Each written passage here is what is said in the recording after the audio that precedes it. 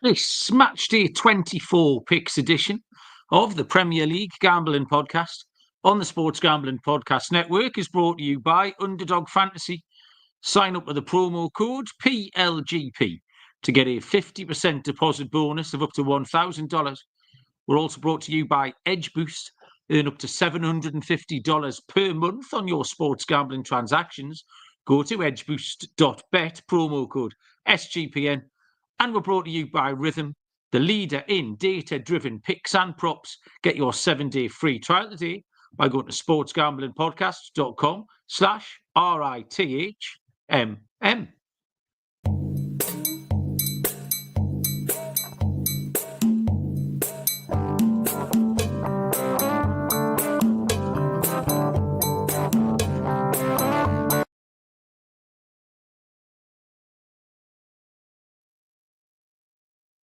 Welcome, everybody, to the Premier League Gambling Podcast on the Sports Gambling Podcast Network. My name is Malcolm Bamford, coming to you from Newcastle upon Tyne in the northeast of England.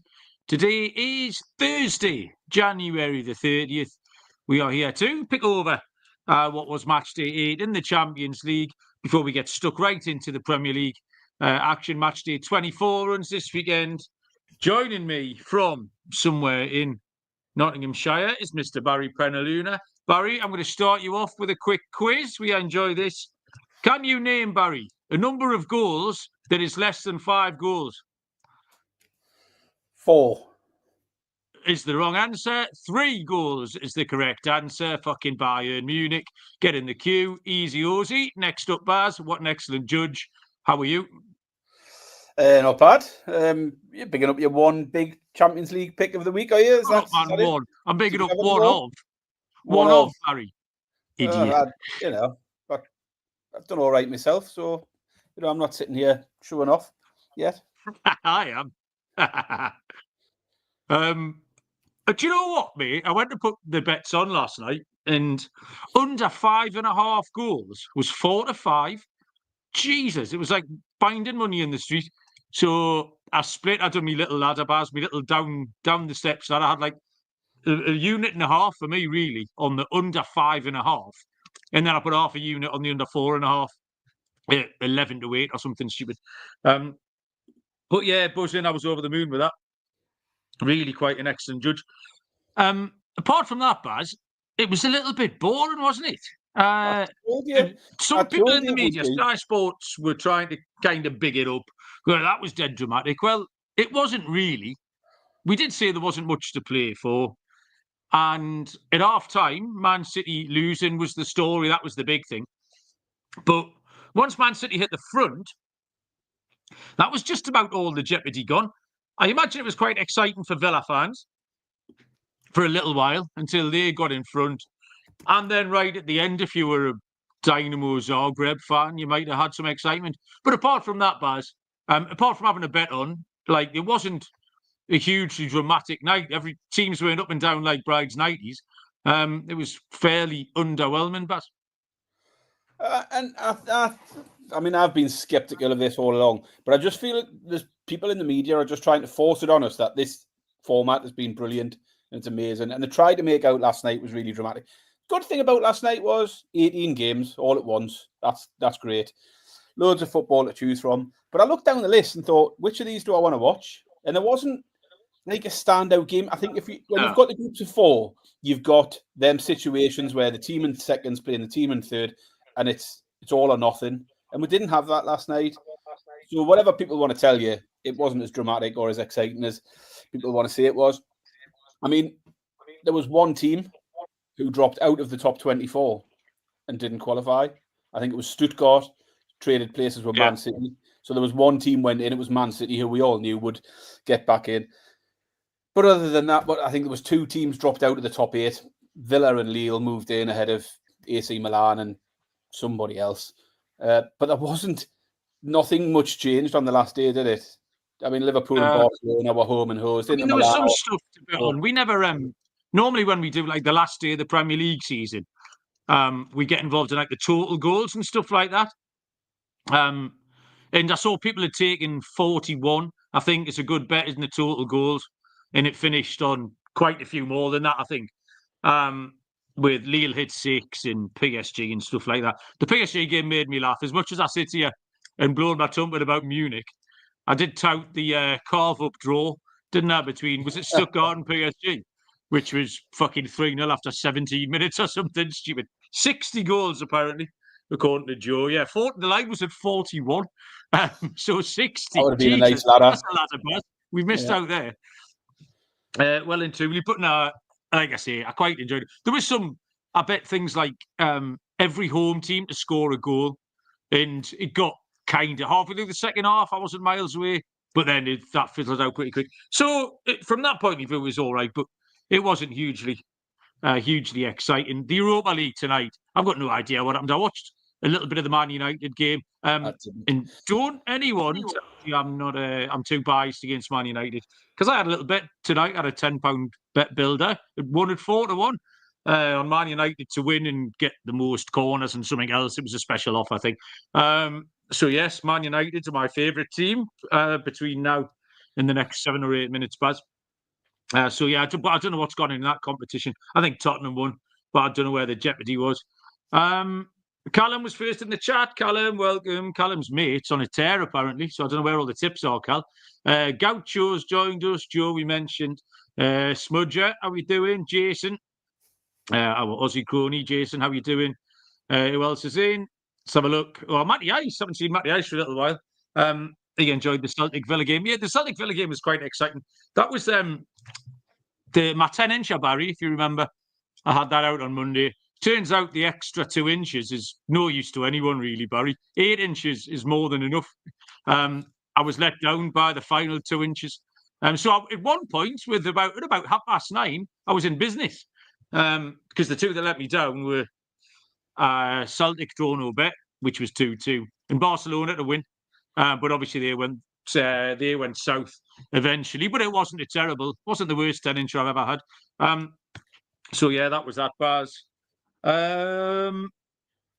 Anything else you want to add about the picks or the game? Mean, my picks were good. I had 3 out of 4, and 3 really comfortable ones. And you know, at one point was looking like the Celtic game might come off for me as well at 2-2 for a while. So I had Atletico on the handicap.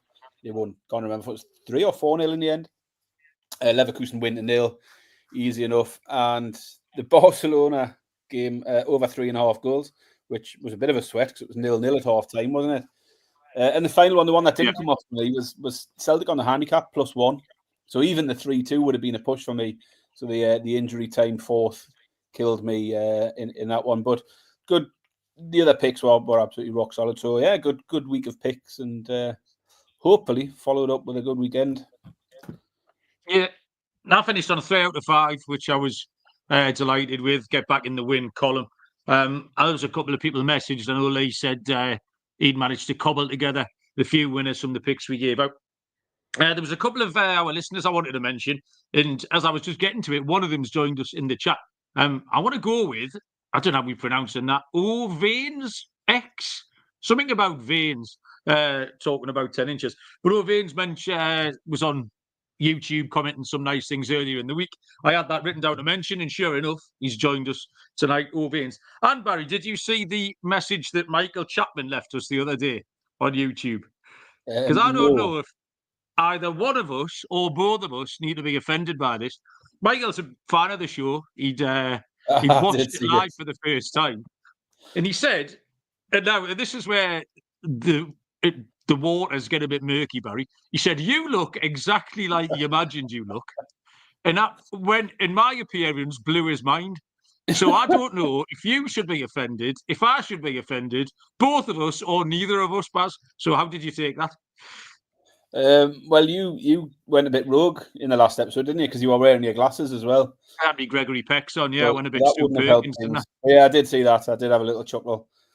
As I say, no idea whether that's a good thing or a bad thing, but it's a comment. That's all that matters. Just yeah. We have said repeatedly, write what the hell you like. It doesn't matter. Just write anything. On the subject of comments, we did have one on Spotify a couple of weeks ago. You won't see it on there because I didn't share it. David POS. I don't know if that stands for piece of shit, but he called us a pair of thick Geordie cunts. That's nice. He didn't share, but nice for him to listen anyway. Thank you very much, David. Appreciate it. I mean, he's right, but you just don't say it, do you, Baz? You know what I mean? If you can't say something nice, don't say anything at all, Barry. Would be my my opinion. Jason wants to know what you're boozing on, Baz. What's your fine wine drinking going? Well, I told you my sort of resolution this year was to drink better wine, but drink less wine. So I haven't actually drank much wine. I've been trying to be good because it's January and that's what people do, isn't it? I did have a bottle at the weekend. Very nice bottle of an Argentinian Tanat. Have you had one of them before? Tanat? Never heard of that, Baz, I'm afraid. There you go. Try it. Something a bit different, you know. Get out your comfort zone every now and then. Very good, I will.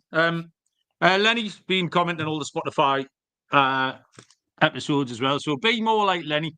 We like Lenny. Right, okay then. So I think that's Champions League put to bed. I keep refreshing this this Man United bet on Sky because I wasn't sure. One of them was who had the most fouls, and I'm not sure what the final score was. So it hasn't settled yet. So I keep refreshing it every 30 seconds to make sure that I won 50 quid. So I'll let you know when that happens. Super Bowl's coming up 1 week on Sunday. There's a free squares pool for the network. $1,000 winner take all. That's worth winning. sportsgamblingpodcast.com/squares to sign up today. sportsgamblingpodcast.com/squares. SGPN has partnered up with Edge Boost, the Premier Visa debit card for bettors. An Edge Boost card allows you to avoid the hassle of having your card denied at the sportsbook, DFS site, sweepstakes site, racetrack or casino. You can earn up to $750 per month in cashback rewards for using your Edge Boost card. You know your money's safe and the card is FDIC insured. And the best part, there's no credit checks. It's completely free. Sign up today. Use the promo code SGPN so you get better cashback rewards and instant tier 2 status. Edgeboost.com, promo code SGPN. And we're brought to you by mybookie.ag. Every sport you can bet over there. They've got the live dealer casino. MyBookie accepts customers from loads of locations. Easy deposit and lightning fast payouts using crypto. Head to mybookie.ag with the promo code SGPN or your promo code for a 100% deposit match up to $1,000 plus a $10 casino chip. mybookie.ag, promo code SGPN. Right. Courtney's joined us. Patrick or both. Welcome. What, Baz? You don't check those ad reads, do you? You know what it says? Use code SGPN or your promo code. That's where you're meant to insert our promo code. You're right. I know, but do we have our own promo code for MyBookie? I thought we only had it for Underdog. Well, if we don't, then just don't read out the your promo code bit because we haven't got one. Do I read that bit out though? Did I say that out loud? You did, yeah. You just read anything that someone puts in front of you. That's true. I'm very much like Ron Burgundy in that respect. I didn't know I'd read that out. I didn't think I regularly did. Oh well. Don't worry about it, Baz, with my opinion. Right, what's happening? Premier League goes from Saturday lunchtime. Loads of games on Saturday, actually. 3 games on Sunday, game on Monday. I had no strong feelings either way about this card. It was fairly middling. I think I've got some winners. We're going to start on Saturday lunchtime, 12:30 kickoff, 7:30 Eastern time between Nottingham Forest and Brighton and Hove Albion. Nottingham Forest are 7-5 plus 140. The draw is 13-5 plus 260. Brighton are 7-4 plus 175. Forest, it might be a bit early to say they're at a bit of a crossroads just because they lost a game. They got humped last week. But it does feel like they're at a bit of a crossroads, only because we keep expecting them to fall off. And then when they win one game, it's easy to say, oh, there you go, I told you so. But they absolutely need to put that 5-0 result behind them last week. They got battered off Bournemouth, but Bournemouth battered Newcastle the week before, and I didn't see Newcastle season falling apart because of that. It was the first defeat in 9 games. They've got 4 wins and a draw in the last 5 home games, and that draw was against Liverpool, so it's decent form. I think, given different opposition, I might have looked for an angle to take Forest on. But Brighton are really bang average, really. They got 2 away wins recently. Ipswich doesn't really count. Man U, does that count? But they're the outliers in the recent form, and it's not a strong form line. This is 3rd against 9th, Barry, and we're getting 7-5 plus 140 for the team in 3rd. I think it's a fair price. Forest really should have built up enough credit for us to want to take them at 7-5 in a home game against Brighton and Hove Albion. So that's where I'm going to go. I'll take Forest outright on the money line, 7-5, Bass. They should have given enough credit, but as you know, I've never got there yet, which is why I'm probably, if you were... No, you haven't. That's why you've never picked to win Road Forest this season. Exactly. If you were just looking at my Forest picks, you'd be in the poorhouse this year, that's for sure. Forest winning run did come to an abrupt end, that 5-0 loss to Bournemouth. And it is just a question of whether it could be the start of a downturn in form or just a little bump in the road. There's no shame in losing to Bournemouth, losing heavily to Bournemouth even, is there, Malcolm? We know that. Forest back at home, where they haven't lost since November. And up against, as you say, Brighton side who are bang average. I've got down inconsistent. But they have got a decent record on the road. They're unbeaten in 5 away games and lost just 1 of the last 7 away from home. And they haven't failed to score a goal away from home all season. Nobody's shut them out yet. I found it a tough one to take aside here, but I did want to factor Brighton in because of the good away form. And also, I'm not saying Forest are going to fall apart after 1 defeat, but 5 goals conceded last week. They conceded 2 against Southampton the week before. So it's that whether that defence can continue to be as good as it has been for so long, and it hasn't been as good the last couple of weeks. So I'm going to go for Brighton to score a couple of goals at least here. As I say, they've not failed to score away from home all season, and they've scored 2 or more in 4 of their last 5 away games. Away from home, they're getting plenty of goals. I'm getting a decent plus money price. It's a little bit of a punt. It's me fading Nottingham Forest again. But Brighton team total over 1.5 at 6-4. I'm sure our Forest listeners will be absolutely delighted with that pick, Baz. Matthews, how you doing? He'll be buzzing about that.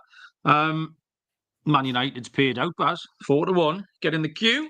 Next game, we start the 3 p.m. kickoffs, which is 10 a.m. Eastern time. There are 1, 2, 3, 4 3 o'clock games, starting with potentially the game of the week. I know we've got Arsenal, Man City coming up, but Bournemouth take on Liverpool. Bournemouth are 7-2 plus 350. The draw 16-5 plus 320. Liverpool are 4-6 minus 150. Good game, this, Baz. Yeah, absolutely. 12 games unbeaten now for Bournemouth and 11 in the league. 11 games unbeaten is absolutely astonishing for a team like Bournemouth. There's only one team in the league can better that record, and that's Liverpool. They're 18 games unbeaten in the league now. So, as good as Bournemouth have been in recent weeks, I couldn't get away from Liverpool at 4-6 and thinking it's a decent price given the form of Liverpool. They had stuttered a little bit with draws against Man United and Forest, but they then went on to win back-to-back games against Brentford and Ipswich. They covered the handicap in both of those games. And actually, the last 6 times they've won by 2 or more goals as well, covering a 1.5 handicap often enough. No fitness concerns for Liverpool. They were able to rest everyone last night, or rest most of the starters. Gakpo started, Robertson started, but other than that, they should come into it quite fresh. Like what I've seen from Bournemouth in recent weeks, more impressive when you consider the injury list. But I just think this might be where the run ends. Liverpool are in equally good form. I like Liverpool. I think 4-6 is absolutely fine for Irakas. It's a bit short for a pick. But I can get Liverpool -1 on the Asian handicap. So I need Liverpool to win by 2 or more, but I'll push if they win by 1. I think it's the end of the Bournemouth streak. I'll take Liverpool -1 on the Asian handicap at just a touch over evens. I completely disagree with you, Barry. I was just all looking for Bournemouth angles. I don't mind Bournemouth at 7-2. I wouldn't blame anyone if they wanted to back Bournemouth outright. It's 7-2, much more appealing than 4-6 Liverpool. 2 outstanding wins, obviously, for Bournemouth, full of goals, full of confidence. They're playing with house money, 11 unbeaten, as you mentioned. And I just think they're a good price. Liverpool form is still solid, but drawn 2 of the last 4. And they've conceded enough goals, Baz. They've conceded 3 in the week. I know it's a little bit of a lesser team. But they conceded 3 against Newcastle, 2 against Fulham, 3 against Tottenham, 2 against Manchester United. Bournemouth, they just have a right go here. They're, like I say, absolutely full of beans, confidence at an all-time high. They've beaten Manchester City at home. They've beaten Arsenal at home. You have to factor them in. Bournemouth double chance appeals at 15 to 13 plus 115. Well, my pick's going to be the Bournemouth team total. They've scored 9 goals in the last 2 games against 2 good defences. Liverpool are wobbling a bit. The team total for Bournemouth over 1.5 is 13 to 8 plus 162 to smash in price, like, because they'll have a right good go and Liverpool are shaky. Liverpool might beat them 3-2, but factor Bournemouth in. Couple of goals for Bournemouth. 13 to 8 plus 162. Double chance for Bournemouth is where Joe Dollar has landed. He wants a little bit of Bournemouth as well. 3 o'clock kickoff between, this is a beauty, Everton taking on Leicester City. Everton are 3 to 4, minus 133. 27 to 10 plus 270 the draw. Leicester are Burlington Birdie, 100 to 30 plus 333. Horrible game to handicap, Barry. Back-to-back wins for Everton, but they're still too short for me. You can't be backing them at minus 133. They're rubbish still. Leicester beat Tottenham, which doesn't count, and Leicester are also rubbish. So this is a problem. 7 out of 8 Everton games have gone under 2.5. Leicester scored 2 goals in 4 minutes against Tottenham. They'd only scored 2 goals in 7 games before that. I don't think you need to be too clever. I think you can look at last week's results, Everton's last 2, Leicester's last 1, and try and find another angle in. If we'd handicapped this 3 weeks ago, Baz, you'd have just picked under 2.5 goals and moved on with your life. And I don't think it would have been this price. It's 4 to 5 minus 125. So I'm getting back on that horse for Everton. They'll revert to type, Baz. They haven't changed. Under 2.5, 4 to 5 minus 125. Yeah, I mean, it must be the first time in a while we've seen Everton at odds on to win a game. 2 wins in a row, though, and they will fancy their chances of making it 3 in a row. A streak that would see them move further away from relegation trouble. A win here sees them move 9 points ahead of Leicester. A massive cushion. That Leicester did break their 7-game losing streak last week with a win over Spurs. Spurs, who had also helped Everton end their winless streak a week earlier. So just how much weight you give to those results against Spurs at the moment, I'm not so sure. And the Spurs result against Everton stands out like a sore thumb in that Everton form line. 3-2, 5 goals in an Everton game. That was the only Everton game to go over 2.5 goals in their last 9. 12 of the last 14 Everton games have seen both teams to score no. 12 out of 14 have seen a clean sheet in them. Add that to the fact Leicester have failed to score in 5 of their last 8. And like you, I just think it points to a low scoring affair. Same pick, under 2.5 goals between Everton and Leicester at 4 to 5. Team right, Barry. Callum's going to win because he's got it down as his 1-1 draw of the week. I think Joe might have pressed the wrong emoji there. In fact, Lee's just making the same joke because he's done the hot fire emoji for Everton. I think he's probably wanting the dog shit emoji. Joe has been on the Scotch, Malcolm, and it is his birthday. Oh, okay. Today. We'll let Joe. It's a bit early, Joe, isn't it? What time is it? His birthday, man. He's celebrating. Afternoon Scotch on a Thursday. Go on, Joe. This game's marginally less appealing than the last one. 3 o'clock, Ipswich Town taking on Southampton. Ipswich are 9 to 10, minus 111. The draw 12 to 5, plus 240. And Southampton, Barry, are 3 to 1. Yeah, it doesn't look that appealing, does it? Let's start with Southampton. 6 defeats in a row in the league now, and 13 without a win. They actually scored 4 goals in the last 3 games, but never looked like picking up a point in any of them. They have started to show a little bit of attacking prowess, you could say, in terms of not being shut out every week. But yeah, still not looking like getting anything. I watched them last week against Newcastle, wasn't it? Of course. And what was startling for me early on was just how vulnerable they looked at the back. Like, they looked absolutely wide open and there for the taking. Newcastle went 1-0 down early on, and at no point did I think, oh no, here we go. Because you could just tell it was only a matter of time before we got the breakthrough. Eventually Newcastle get ahead and then sort of kept them at bay. Your speakers are feeding back on me again. It's horrible, Malcolm. But, Southampton have looked okay, as I say, going forward at times. If they can get on the score sheet here, maybe it'll be enough. Ipswich are hard to predict at the minute. Ipswich are on a 3-game losing streak themselves.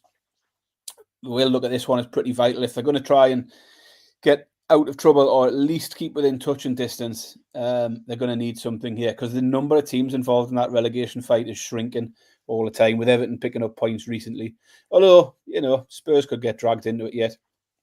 I don't really like Ipswich yet. At just under evens, slight odds on Ipswich. I think it's a little bit too short. Not a team I can trust a minute. I think if there was a game where Southampton might get something, this could be it. Certainly fancy them getting on the score sheet. Whether that's enough remains to be seen. But I like the goals. Southampton games have went over 3.5 goals in 4 straight games now. Both teams to scores hit in the last 3.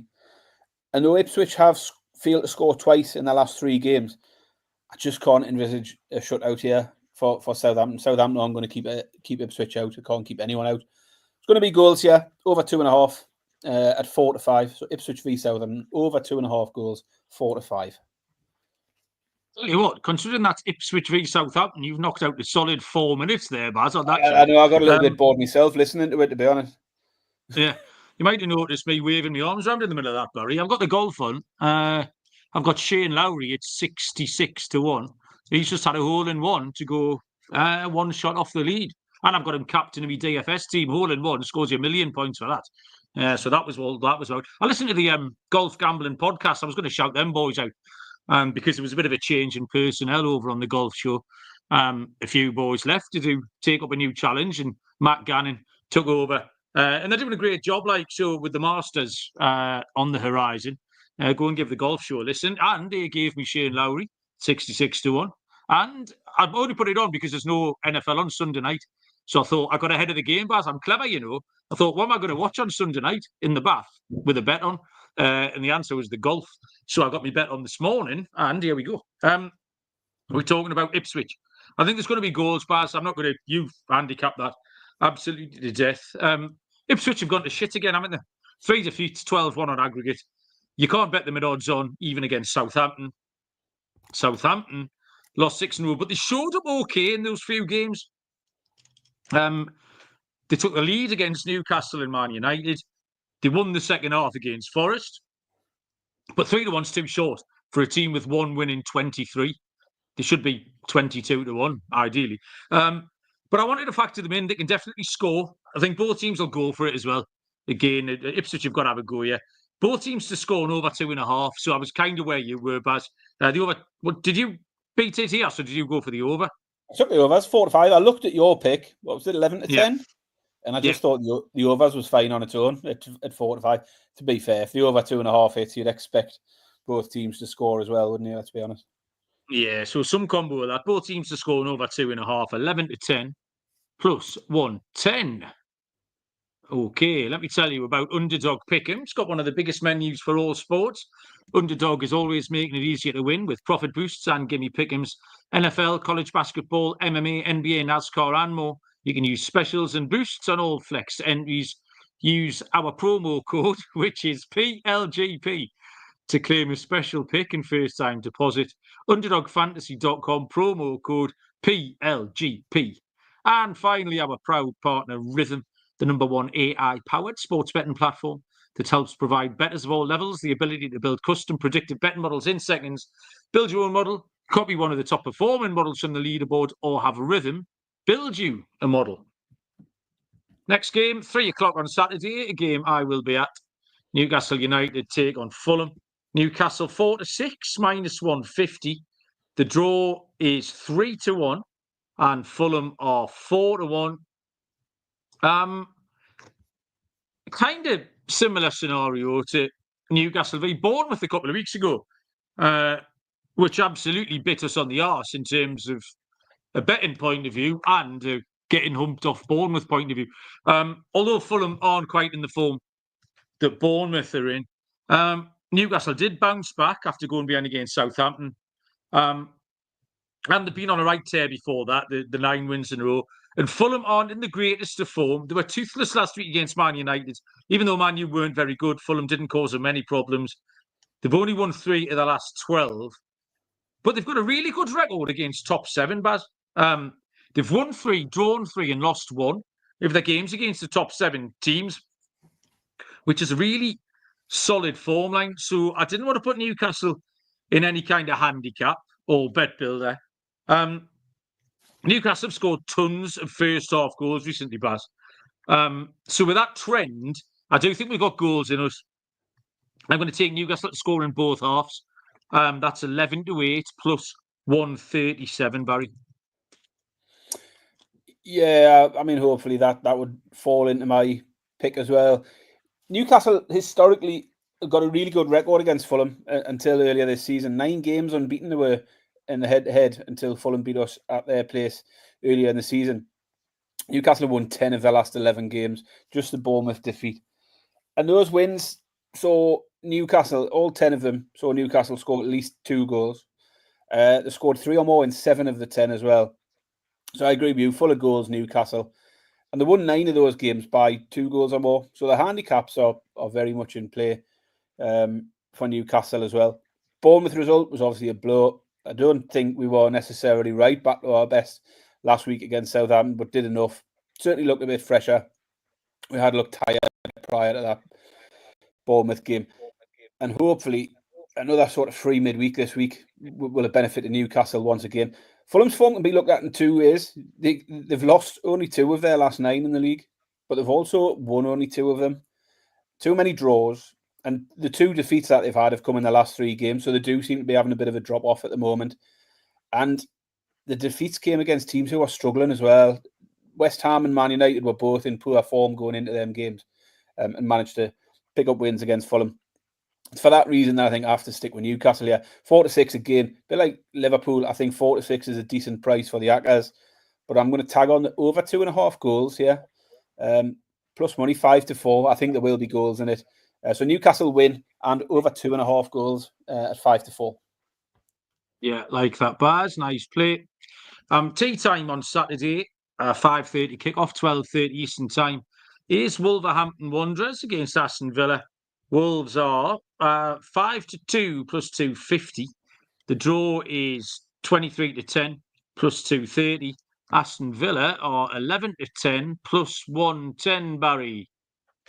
Yeah, this one gave me a bit of a headache, really, because, as you know, I've been out on Villa lately.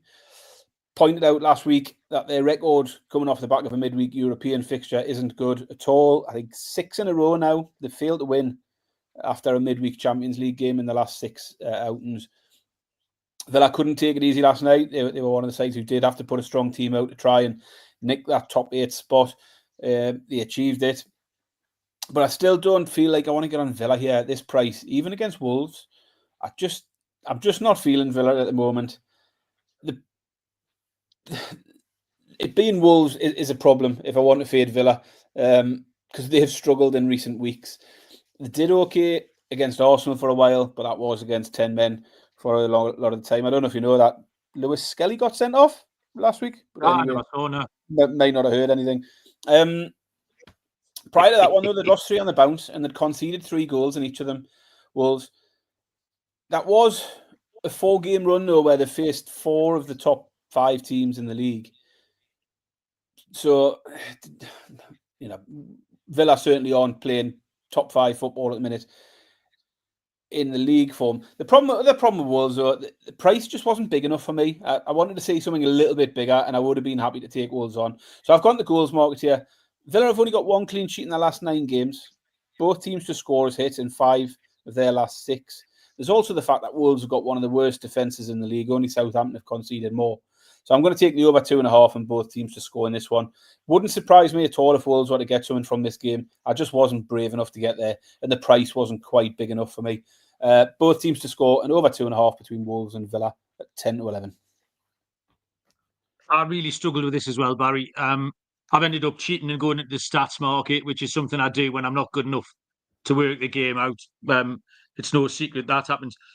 Mentioned John Duran leaving Villa. The one thing I was going to say about that was, seems like a lot of money, 64 million quid for a 20-year-old who started 4 games this year. Like, he's all right. He kicked it in the goal quite hard a couple of times before Christmas. That's about it. 64 million quid. I'm not sure. Wolves are right in the shit, Barry. They failed to take advantage of the extra man for a long time last week, and then the Leicester win put them in the bottom 3.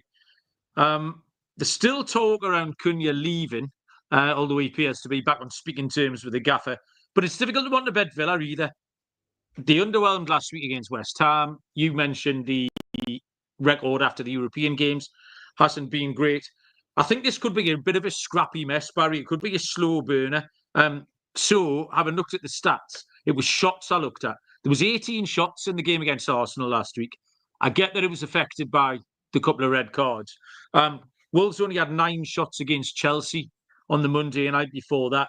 And I just think Villa will be off it as well, even if it's either a slow start or they'll tire and the game will get away later on. The line for the shots is 23.5. And it just looks like a bit of a dog shit game, this. I'd not be surprised if this is 1-1 after 82 minutes. It just fizzles out into a draw. So I'm going to take the under 23.5 shots. But it's a bit speculative, and it's way down my list of things I want to be playing this weekend. Sunday, February the 2nd, starts with 2 o'clock kickoffs. The first of which is Brentford taking on Tottenham Hotspur. Brentford are 21-20 plus 105, 27-10 the draw plus 270. Spurs 16-5 plus 320. Andy Williams has joined us. Andy, welcome along. Yeah, we missed Andy's birthday last week. Him and Joe. I wonder who do you reckon's older, Baz, Joe, or Andy? Well, I mean, you know Andy, so you should find that easier. And Joe's already told us he is 44 today. That'll be close. So I don't know how old Andy is. Yeah, I reckon I think he's much younger than he looks. No offence, Andy. I mean, all I've got is a tiny little avatar in the chat. You got a little thumbnail, I guess. I will be meeting Andy in person next week. He's coming to the Super Bowl party, isn't he? Andy is coming to the Super Bowl party, yeah. I'm going to say he's younger, just to butter him up before next week. The Brentford form's holding up okay. They won 2 of the last 4. Good draw in there against Manchester City. They played well against Liverpool. And a really good win against Palace last week. A win that you predicted, Baz, yeah. And, of course, they've got that very good home record to rely on. Tottenham, a little bit of transfer news tonight. They've got a £50 million bid, getting a little bit closer for Matthias Tell at Bayern Munich. Could you pick him out of a crowd, Baz? Yeah, there's a few people in from as well, though, aren't there? I'm sure I've seen Chelsea, Spurs, Arsenal, Man United all being linked with him, so he could end up anywhere yet. Andy's telling us he's 55. I'm astonished at that. He's quite a youthful-looking fella. So Tottenham have lost 6 out of 7, the last 2 of which were against Everton and Leicester, and they're really head-scratching. They won tonight against some elves. Both teams to score over 2.5 goals, 5 in a row for Tottenham. Mickey van der Ven's back. I don't know if he played tonight, actually, but he'll be back for the weekend. With Van der Ven, Tottenham have got a 55% win record. Without him, it's 38%. And they concede 0.4 more goals when Van der Ven's not playing. Huge player. We often talk about the impact with one player. And when Tottenham are down to 0 defenders, getting the best one back is going to make a massive difference. I'm interested in Spurs here, Baz. It's 16-5. It fits the system. We know what the system is. If Tottenham are odds on, don't touch them with a shitty stick. They're 16-5 here. They've got more than enough. Surely Tottenham have got enough to turn Brentford over. But even if they haven't, the price is wrong. It's got to be wrong. I'm taking Tottenham, Baz. Yeah. I mean, I started with an idea of where I wanted to go with this game and then ended up complete 360 by the time I got to the end of it. So Yeah, start with Spurs. No win in 7 league games. And that includes recent defeats to Leicester, Everton, Wolves. Teams who could potentially be breathing down their necks before long if Spurs don't sort their shit out. They conceded a minimum of 2 goals in each of their last 5 league games. Tottenham, that's a concern. I can't, even with Van der Beek, I can't see Spurs keeping a clean sheet. Brentford had been struggling recently, only 1 win in 7 before last week, but I made the case for them against Palace based on the fact that poor run did coincide with them playing all of the top 6 sides in the league. They beat Palace last week away from home, and that gave me reason to think they could go to Spurs and win again. But the books, I think, have got it about right here. A few times lately, we've talked about Spurs' price being far too short. And as you say, that's when we've faded Spurs, or sometimes we haven't, but we've learned, we've sort of grown in that respect. I think the bookies have got it about right here. Brentford favourites, close to evens, is about right. Where I wanted to go when I come into the game was the Brentford team total, over 1.5. Spurs haven't conceded 2 in each of their last 5 games. And Brentford, I like going forward, not so much at the other end of the pitch. But the bookies aren't giving anything away on that either. 8-15 for Brentford to score 2 goals. Yeah. So while I was looking at that market, I pivoted entirely because I saw the Spurs team total at 10-11. And I think in comparison, I'd rather be on the Spurs side of it at 10-11 than Brentford 8-15. I mean, in this 7-game winless streak, they've only failed to score once. Scored 2 against Everton, 2 against Wolves, 3 against Liverpool in that streak. So Spurs can still get goals. Their problem's been at the other end.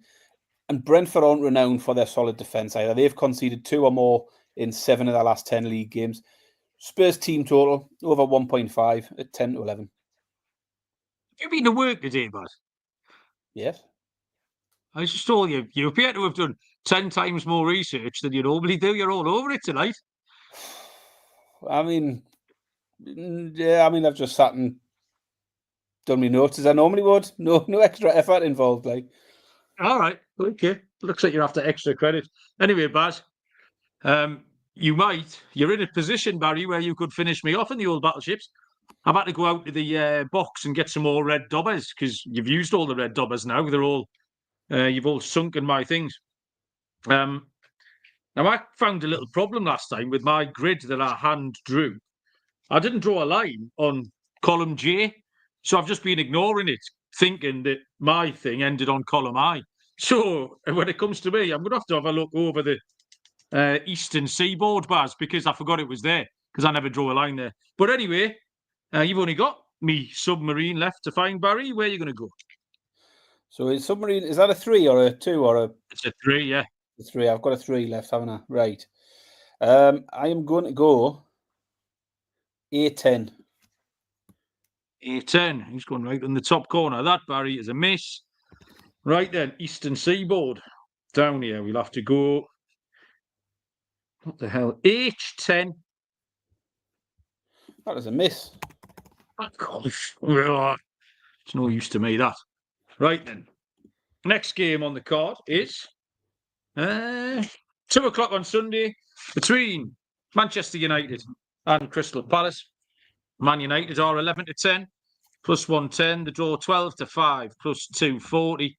Crystal Palace 5-2, plus 250. Man United comfortable winners tonight in Bucharest, 1-2-0. I watched the last 20 minutes just because I was counting corners, and nothing dawned on me there much. Bars, what do you think of this one?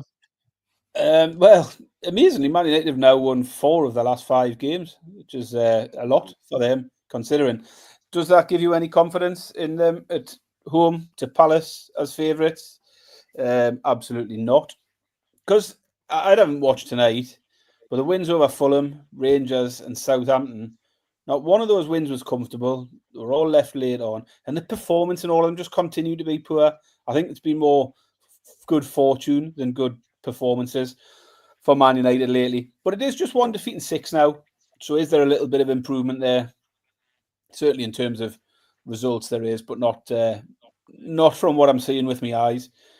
The clean sheet against Fulham was their first in 14 games. So you have to fancy Palace to get on the score sheet. And they've only failed to score once in the last 14 as well, Palace. I just can't bring myself around to thinking Man U have got any better, despite those recent results looking a bit better on paper. I just can't get there. I still can't condone backing Man United. There was two things I like. The Palace team total over 1.5 at 7-4. I think looks a big price. Man United always concede. Last week was the first time in ages, as I've mentioned. But the over 2.5 goals is where I've gone. 4 of the last 6 Man United games went over 2.5. 5 of the 6 saw both teams to score. I'll take the over 2.5 goals at 4-5 as my cautious play in the Man United Palace game. But I do like Palace to get at least 2 of them at 7-4 as well. I think the word cautious is appropriate, Baz, talking about Manchester United at the moment, because you can look at the fact that they've won 4 wins, but without watching them, without putting the eye test on them, you might think they're starting to progress a little bit. But every one of those results, real mitigating circumstances. Southampton, 80-odd minutes, 1-0 down, and they are historically the worst team ever. Rangers, little backwater, last-minute goal there. Fulham, 1 shot on target, score with a massive deflection late on. So there's nothing that makes me want to get Man United on side yet. They've lost 4 of their last 5 home games, Baz. The only win being that slightly fortunate one against Southampton.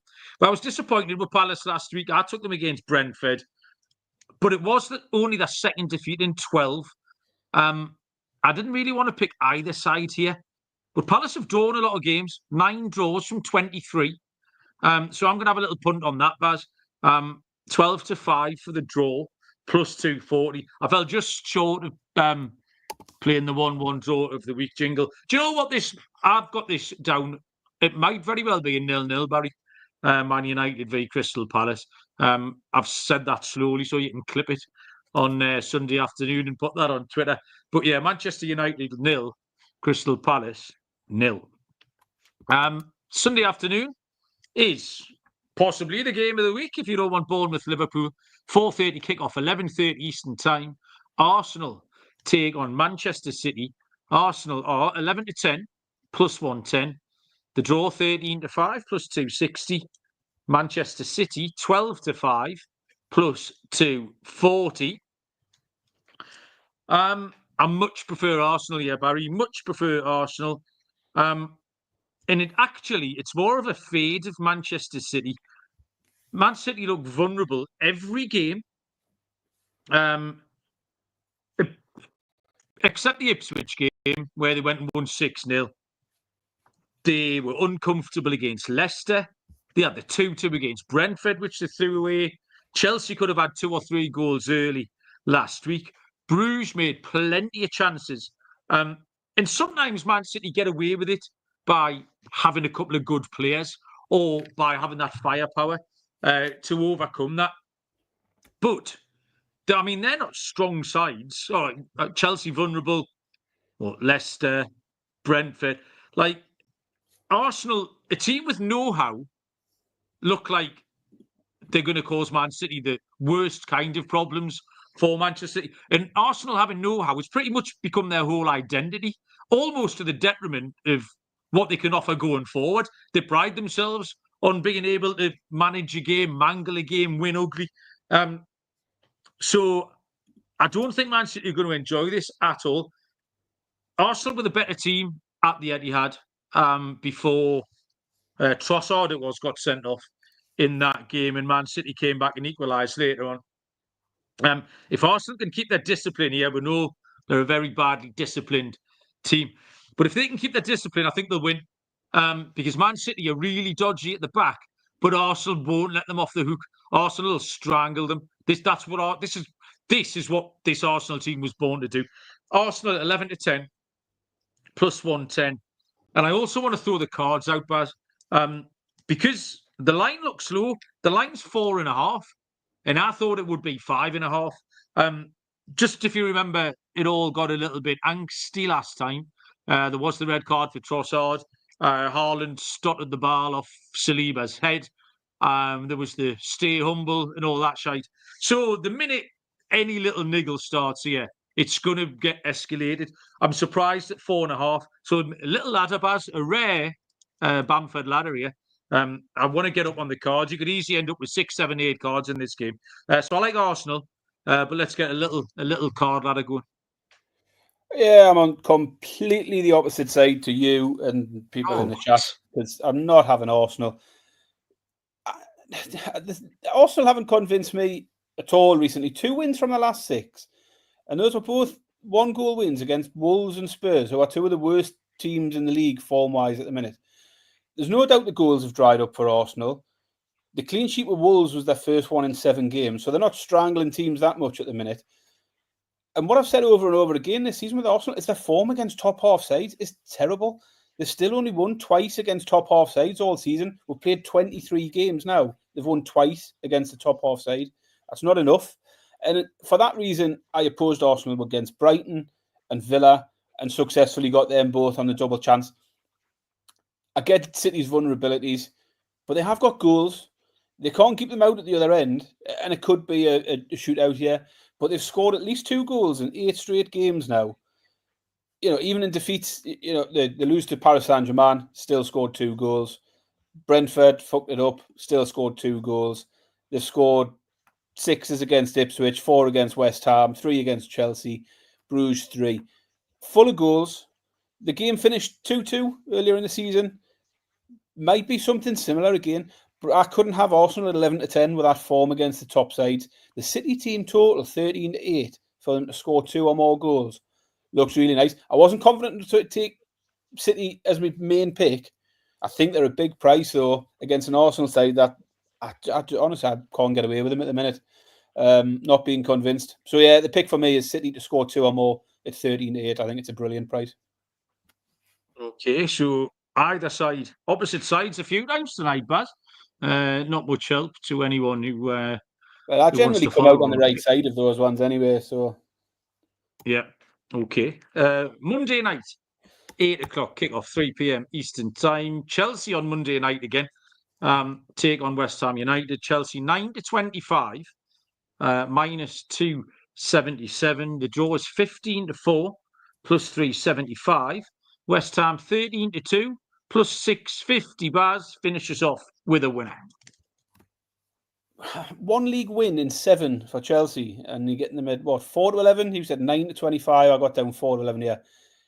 1 win in 7 isn't enough to make me want to back Chelsea at that price. Now, their home form's generally decent. They've lost only once in the league, but they have just only won 1 of their last 3 at home. Lost to Fulham, drew with Bournemouth, beat Wolves in the last 3. West Ham aren't pulling up any trees under Potter so far, but they've got a decent draw away to Villa last week. They beat an in-form Fulham side recently. I say in-form. A Fulham side that weren't losing many games at the time. I just think the price for Chelsea is so prohibitive here that you've got to try and find something West Ham related. And it's the West Ham handicap for me, plus 1.5. So you can cash that even with a 1-goal defeat. Don't even need Chelsea to lose, or West Ham don't even need to get a point to cash this. Chelsea are struggling at the back, certainly in goal. Sanchez is a error waiting to happen. They've only won by more than a single goal once in their last 9 games. I think the West Ham plus 1.5 goals on the handicap at 5-6 looks the pick for me. Chelsea just too short. I'm not saying they won't win; they're just far too short. So yeah, West Ham plus 1.5 handicap, 5-6. Exactly the same pick, Barry. It was the first place I looked when I saw the price on West Ham.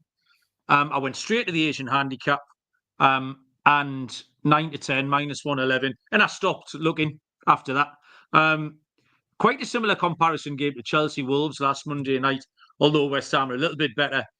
I'm still not convinced by Chelsea. West Ham in better form than Wolves. The draw at Villa last week isn't a bad comparison. Chelsea 1 win in 7. So first you have to trust them to win the game, and then you have to trust them to cover a handicap. And that's a bridge too far for me, Baz. So I made the same pick. West Ham on the handicap, plus 1.5, 9-10, minus 111. Lee thinks West Ham are the play as well there. Baz, 10 games in the hutch. I'll lead us off with some stuff here. I locked up, as we know, completely irrelevantly, Arsenal at 11-10, plus 110. I'll be honest, I've tried to mush them a little bit, just to annoy Joe. So we'll go with a lock for Arsenal because that never wins. My dog had to be Spurs. Come on, system play. Spurs at 16-5 plus 320. Corned beef pie accumulator. This is really short, Barry. This is horrible. Over 2.5 goals at Bournemouth, Newcastle, and Brentford. It's 21-10 plus 210. So shoot over 2-1 there. That's a proper Aldi corned beef pie, not even a good one. And for my steak and Stiltonacker, I've got 4 teams, 4 underdogs, draw no bet. Southampton, Tottenham, Leicester, and West Ham, all to avoid a defeat. Pays 17-1. And for my goal scorer, go to Gakpo's in form, Barry. The game, Bournemouth-Liverpool, looks full of goals. Gakpo, 13-2, first and last, 2-1 anytime. Yeah, I'd be a bit worried about Gakpo starting, given he was the only one of the regular starters who started last night. It was a bit of a strange one, that one. You're going to love these, and so will the Arsenal fans in the chat. My lock will be City to score 2 or more at 13-8. That is the best pick on the card. Okay. That is the lock. How will City not score 2 goals against Arsenal? Impossible. Arsenal absolute don't stone concede cold 2 goals ever. Arsenal don't concede 2 goals ever. I'm not having that. They conceded 2 against Man City last time they played them. So yeah, the lock is Man City to score 2 or more. Aston Villa put 2 past Arsenal the other week. So did Newcastle. My underdog will be Man City to beat Arsenal at 5-2. And my scorer, I like the look of Marmoush last week for Manchester City. 7-2 anytime, big price. So it's not just to keep going at Arsenal. I thought the price was big. 7-2 anytime for Marmoush and 9-1 first or last. And Man City are going to score a minimum of 2 goals. So a good shout for Marmoush there. My call me factor, Liverpool, Everton, Newcastle, straight up money line treble. 4-1 comes in that treble. And my steak and Stiltonacker will be a yellow card treble. I've gone for Ugarte for Man United, Semedo for Wolves. I think you said you might like that to be a bit of a scrappy one. And the final one is Soumare for Leicester, 35-1. Ugarte, Semedo, Soumare, 35-1 all to be booked. The ladder, this week I've gone for Eze shots. I've gone to the Man United game. Fancy Palace to have a few shots on goal. He averages over 3 shots per game. He had 5 last week against Brentford. Regularly hits 4 or more. He's had a few 6s and 7s over the season. So over 2.5 Eze shots, 10-11. Over 3.5 at 12-5. Over 4.5, 11-2. And we'll stop at over 5.5 Eze shots at 12-1. And finishing you off with the return of the slow roller. Kicks it back again. All the way back to the start. You've got to go. Keep rolling. Oh, keep rolling. Oh, bread, bowling, biscuit, bread. Go on, Barry. Slow roller. 2 games, over 1.5 goals. Start with £10. Slightly bigger price this week. Ipswich v Southampton. Newcastle versus Fulham. Step 1. Over 1.5 goals in each of those. £10 returns £15. And then we will roll on next week. We need to get that original tenner back first before you do anything else, Barry. What was your yellow card accumulator? Ugarte. Who were the people? Ugarte. Say again? Ugarte, or whatever you want to call him. Yeah. Yeah. Semedo. Yeah. And Soumare, or whatever. Okay. I was listening through it, you know, like when you're just looking for something else. And it just sounded like you were saying tomato, potato. I've said it again. I still don't know who you picked. It does sound a little bit like that. It's like it's probably gone mental. I think he's had a stroke live on air. You're just sitting there. Tomato, potato. Right, okay then. Well, I think I'm finished saying stuff, Baz. Do you want to say anything else? I think I'm finished as well. I mean, we had a little bit of news this week, didn't we? You mentioned the Duran one, but we had, what did we have? The red card was overturned. What do you think about that? Arsenal wins their tits off enough and got that red card overturned. Well, I think most people were in agreement last week. We said it wasn't definitely a red, but it wasn't definitely not a red. So I'm surprised that it got overturned. I'm really surprised. Yeah, it'd be interesting to see how long it is before Michael Oliver referees Arsenal again, or whether Arsenal will get their own way and moan so much that they don't get him there. But yeah, I was surprised. I thought there was enough of the studs up there that they wouldn't overturn it, but they made enough noise, so they got away with it in the end. Expecting any big I deals, think he did transfer the deadline PSG coming game up? last night, or was he in Barcelona? Maybe he did one of the relatively high-profile games last night, and I think he's got Ipswich Southampton at the weekend. So I won't see him to ask him at the Newcastle Fulham match. I was going to ask him to come on, Baz. We might get the exclusive interview, Barry. Me, We you, might and the have 11 people who are live in the chat here. we might We'll have get more that chance live. of getting David Coote on. I've got quite another chance. If you send him a few dick pics, Baz, I'm sure he'd come on and have a chat. You could get your 8.5-inch out. Right, this is taking a turn, Barry. I think we should go. Yeah. Right, okay. Thanks, everyone. Go and write something down on Spotify or YouTube or press like and all that. Good luck with your picks. We'll probably be back on Sunday night. Well, I'll be cheering Shane Lowry over the line at 66-1. Until then, we will see you all down the road. Cheers.